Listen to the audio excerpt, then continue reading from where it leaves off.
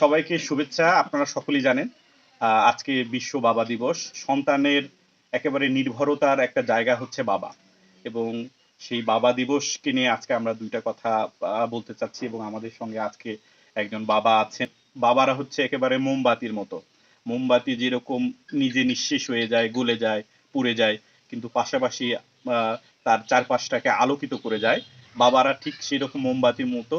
তারা নিজেরা জ্বলে যায়, পুড়ে যায়, নিঃশেষ হয়ে যায়, কিন্তু তাদের সন্তানদেরকে আলোকিত করতে যায়। সেই আলোর পথ ধরেই সন্তানরা হয়তোবা অনেক দূর এগিয়ে যায়, নিজেরা প্রতিষ্ঠিত হয়। একেবারে যে নিখাত ভালোবাসা যেটাকে আমরা বলি, সেটা কিন্তু আমরা বাবাদের কাছ থেকে পাই, মায়েদের কাছ থেকে পাই। যেহেতু আজকে বাবা দিবস, সেহেতু আমরা একটু বাবাদেরকে নিয়েই কথা বলবো। তো আজকে আমরা যে বাবাকে নিয়ে কথা বলবো, উনি একজন শারীরিক প্রতিবন্ধী।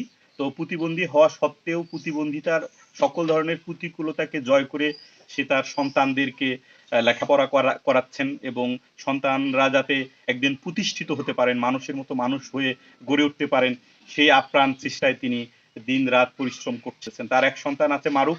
মারুফকে ইতিমধ্যে সে হাফেজ হয়েছে, এবং ৩০ পারা কোরআনের হাফেজ, এবং এখন সে কিতাব পড়াশোনা করছে মনে হয় না? এখন সে কিতাব পড়াশোনা করছে।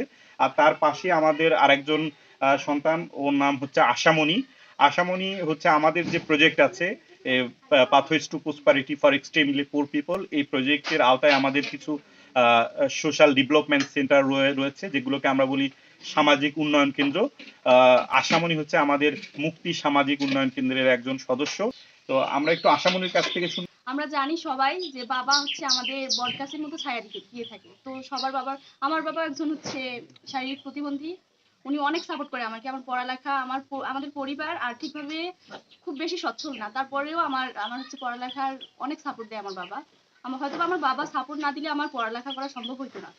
আমি হচ্ছে বড় হয়ে, আমার বাবার ইচ্ছা আমি বড় হয়ে খুব ভালো একজন আদর্শ মানুষ হই। আমার ফ্যামিলি খুব বেশি হচ্ছে সচ্ছল না, তারপরেও আমার পড়ালেখার প্রতি আমার ভাই, আমি, আমার বোন সবাইকে পড়ালেখার প্রতি আমাদের একটু বেশি উৎসাহিত করে বাবা আমাদের। ভাই কিন্তু একজন দিনমজুর হওয়া সত্ত্বেও ৩ সন্তানের পড়ালেখার খরচ চালান। কিন্তু তারপরে কিন্তু পড়ালেখা মানে বন্ধ করেনি মেয়েদের। মেয়ের পড়ালেখা বন্ধ করেনি, ছেলের পড়ালেখা বন্ধ করেনি। তারা কিন্তু পড়ালেখা করছে। এবং তার ইচ্ছা যে ছেলে মেয়ে যতদিন না প্রতিষ্ঠিত হতে পেরেছে, ততদিন পর্যন্ত উনি তাদেরকে সাপোর্ট করে যাবেন। ভাই আপনি একটু বলেন যে আপনার মেয়ে তো পড়াশোনা করাতে অনেক খরচ হয়।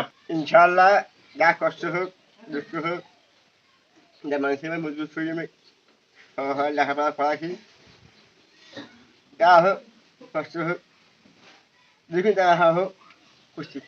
ওনার একটু কথা বলতে সমস্যা হয়।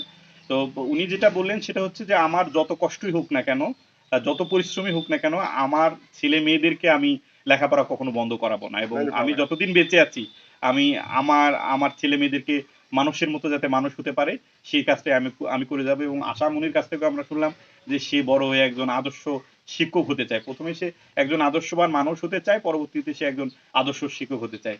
তো আমাদের এই আজকের বাবা দিবসে সবাইকে শুভেচ্ছা। এরকম প্রত্যেকটা অনেকের ঘরে হয়তো বা এরকম বাবা আছেন, কিন্তু বাবাদেরকে আমরা ওইভাবে স্বীকৃতি দিতে পারি না। তো বাবা দিবসের মাধ্যমে পৃথিবীর সকল বাবার প্রতি রইল অফুরান ভালোবাসা, অকৃত্রিম শ্রদ্ধা, এবং আজকে এই আলোচনা এখানে শেষ করছি। ধন্যবাদ সবাইকে।